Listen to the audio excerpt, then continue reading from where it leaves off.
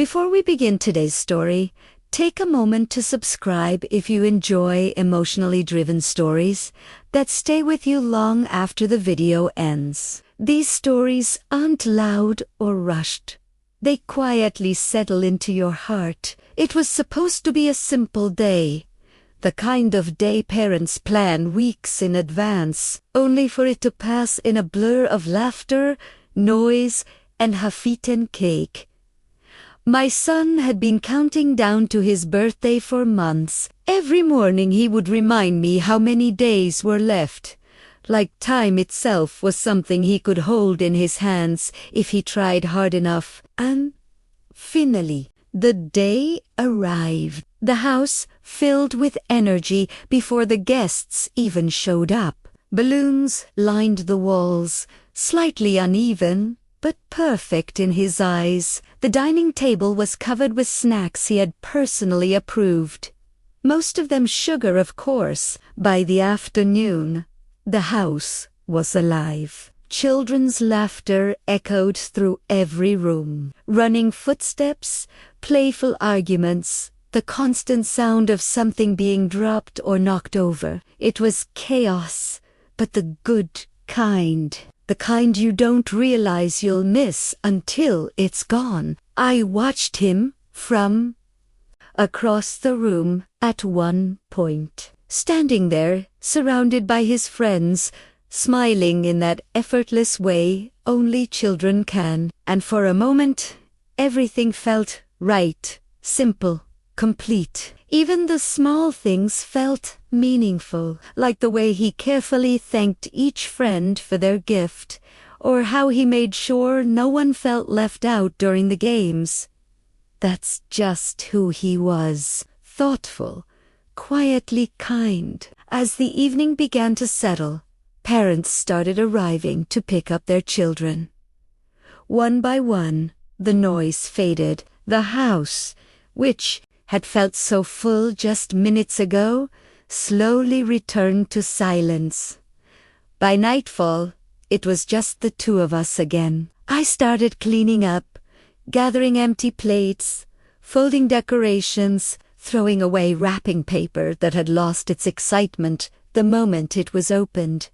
He was quieter now, not unusual, just the natural calm after a long, exciting day. Or at least, that's what I told myself. "Did you have a good day?" I asked, glancing over at him. He nodded. Yeah, it was really good. But something about the way he said it felt distant. Not wrong, just not the same. I didn't push. Sometimes kids just get tired. Sometimes silence doesn't mean anything at all. Later that night, after everything was cleaned and the house had finally settled, I checked on him before going to bed. His room was dimly lit. He was sitting on his bed, not playing, not on his phone, just sitting there thinking. That alone made me pause. "Hey," I said softly, "you should get some rest." "Big day, huh?" He looked up at me, and for a brief second, there was something in his expression I couldn't quite place. Not sadness, not fear, just something heavier than a child should carry after a birthday party. "Yeah," he said quietly. "I will." I stood there a moment longer than I needed to, waiting without knowing what I was waiting for. But he didn't say anything else, so I turned off the light and closed the door halfway, just like I always did. That night should have ended there. Just another birthday, another memory, another ordinary day. But it didn't, because sometimes it's not the loud moments that change everything. It's the quiet ones. The ones you almost ignore. The ones that don't make sense until it's too late. And what I discovered the next morning was something I was never prepared for. The next morning didn't feel unusual at first. Sunlight filtered through the curtains the same way it always did. The house was quiet, calm, almost too calm after the chaos of the night before. I walked into the kitchen expecting the usual routine: breakfast, school, a normal start to the day, but something felt off. It wasn't something I could immediately explain, just a subtle shift, like a room that looks the same but somehow feels different. I called out his name. No answer. That wasn't like him. He was never the type to ignore me, especially in the mornings. Thinking he might still be asleep, I walked toward his room and gently pushed the door open. His bed was empty, the blanket slightly folded like he had gotten up early. Again, not impossible, but unusual. A small knot of concern began to form in my chest. I checked the bathroom, empty living room. Nothing. That's when I noticed it. The front door wasn't fully closed. It was slightly open, just enough for the morning air to slip inside. My heart dropped. I stepped closer, pushing the door open slowly, my mind racing through possibilities I didn't want to consider.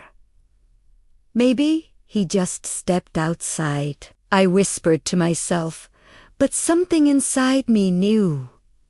It wasn't that simple. I grabbed my phone and called his name again, louder this time. Still nothing. That's when the silence stopped feeling peaceful and started feeling wrong. I quickly stepped outside, scanning the street. Everything looked normal. Neighbors going about their day. A car passing by, the world moving forward like nothing had changed. But for me, everything had. I went back inside, trying to stay calm. Think, don't panic.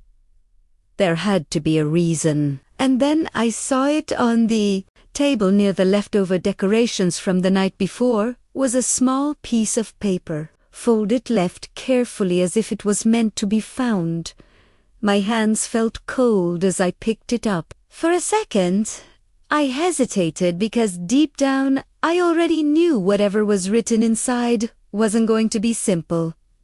Slowly, I unfolded it. My eyes moved across the words, and in that moment, the world around me seemed to go completely still. It wasn't long, it wasn't dramatic, but it was enough to change everything I thought I understood about that night. Enough to make me realize that, while I was busy celebrating, something else had been quietly happening, something I hadn't seen, something I hadn't asked about, and now it was already too late to ignore it. My grip tightened on the paper as 100 thoughts rushed through my mind at once. Where did he go? Why didn't he tell me? What did I miss? I looked back toward the open door, the morning light now feeling harsh instead of warm. This wasn't just a child stepping out early. This was a decision, and decisions, especially quiet ones, don't happen without a reason.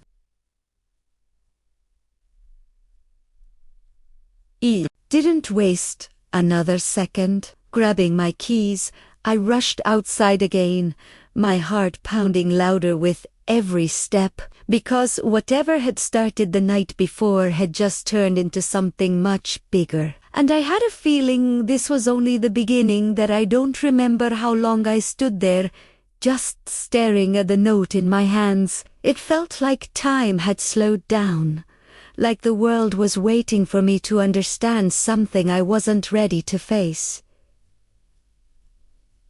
My eyes moved over the words again, simple, careful, written in his handwriting. I am sorry. That was the first line, and somehow it was the heaviest. Below it, Just a few more sentences. Not long, not detailed, but enough to break something inside me. I didn't want to ruin the day. I didn't know how to say it. I just need some time to think. That was it. No explanation, no location, just distance. A deep breath caught in my chest as everything from the night before came rushing back. The quiet, the way he answered me, the look in his eyes, it all made sense now. Or maybe it didn't, because the truth is, sometimes understanding comes too late to be useful. I pressed the paper tightly in my hand, trying to stay calm. Think, I whispered to myself. Where would he go? He didn't have many close friends nearby. He wasn't the type to wander aimlessly.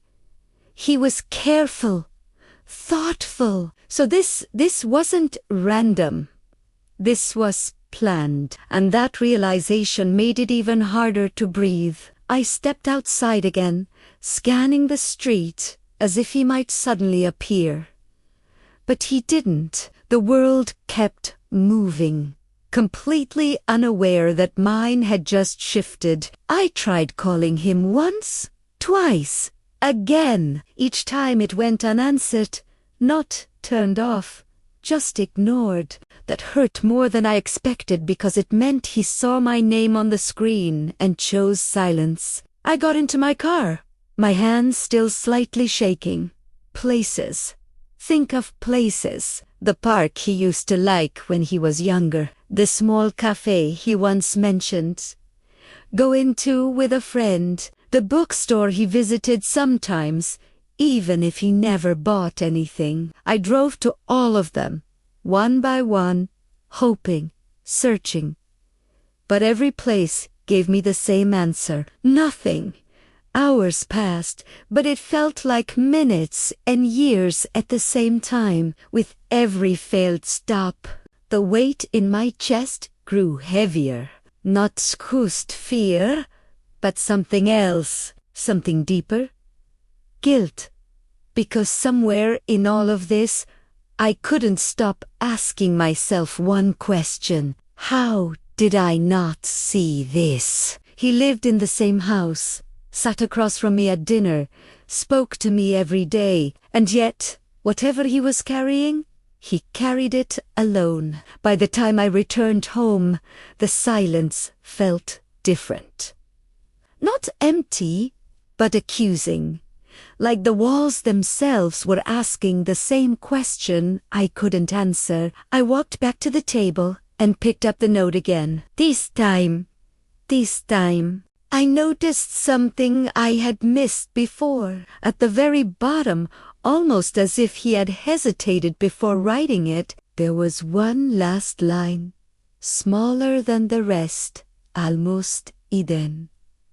It's not your fault. My eyes stayed on those words longer than anything else, because somehow they made it worse. Some silences carry more truth than words ever could. And sometimes the hardest part isn't losing someone,